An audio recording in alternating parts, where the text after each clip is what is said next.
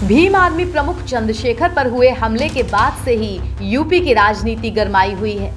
खुलेआम दिन दहाड़े हुई इस घटना ने जहां कानून व्यवस्था पर सवाल खड़े कर दिए हैं, तो वहीं विपक्षी दल सरकार पर हमलावर है। मगर एक बात यहां सबको अखर रही है, चंद्रशेखर पर हुए हमले के बाद लगभग सबकी प्रतिक्रिया आई, खासकर विपक्षी खेमे की। अखिलेश यादव, जयंत चौधरी, शिवपाल या फिर आम आदमी पार्टी, सभी ने या तो बयान देकर या फिर ट्वीट करके इस घटना की निंदा की। मगर वो कोई जो इस घटना पर अब तक भयानक चुप्पी साधे हुआ है, वो है बसपा सुप्रीमो मायावती, दलितों की समर्थक या यूं कहें कि दलितों की मसीहा। मगर जब एक दलित नेता पर खुलेआम गोली चलती है तो मायावती का कोई रिएक्शन नहीं आता। यूं तो मायावती की प्रतिक्रिया हर छोटी से छोटी बात पर आ जाती है। पीएम मोदी ने भोपाल में भाषण दिया और आज मायावती ने पसमानदा मुसलमानों के आरक्षण पर ट्वीट कर दिया, बकरीद पर सबको बधाई दी। मगर आजाद पार्टी के मुखिया चंद्रशेखर रावण पर हुई गोलीबारी जैसे बेहद संगीन मुद्दे पर वो चुप्पी धरे हुए हैं। ना कोई पोस्ट, ना बयान और ना ही कोई प्रतिक्रिया। उधर सीएम योगी पर तो चंद्रशेखर भर भर कर बरसे, मगर मायावती का नाम आते ही ये कह गए कि मैंने उन्हें हमेशा बड़ा माना, भले ही वो मुझे छोटा नहीं मानती अपने परिवार का। गलत होगा तो लोग बोलेंगे, अगर कल मेरी जान ही चली जाती तो लोग फिर भी तो उनको पीड़ा होती, उनको अपना भी देखना है, कल उनके साथ भी हो सकती है। ये लाइन ही विचारधारा ही गलत है कि गोली से वो करो, और ये बीजेपी की भाषा है, गोली मारो सालों को, ये वही उसी वो उपजाऊ हो रही है। देखिए, बहन जी से मेरी कोई नाराजगी नहीं है, मैंने उनको हमेशा बड़ा माना, वो मुझे छोटा नहीं मानती अपने परिवार का।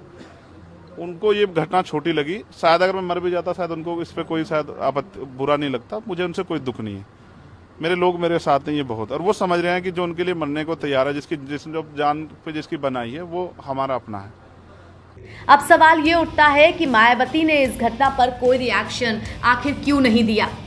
बता दें कि चंद्रशेखर काफी पहले से ही मायावती की आंख की किरकिरी हैं। मायावती ने तो सीधे सीधे भीम आर्मी के अगुआ चंद्रशेखर को भारतीय जनता पार्टी यानी कि बीजेपी का गुप्तचर घोषित कर दिया था।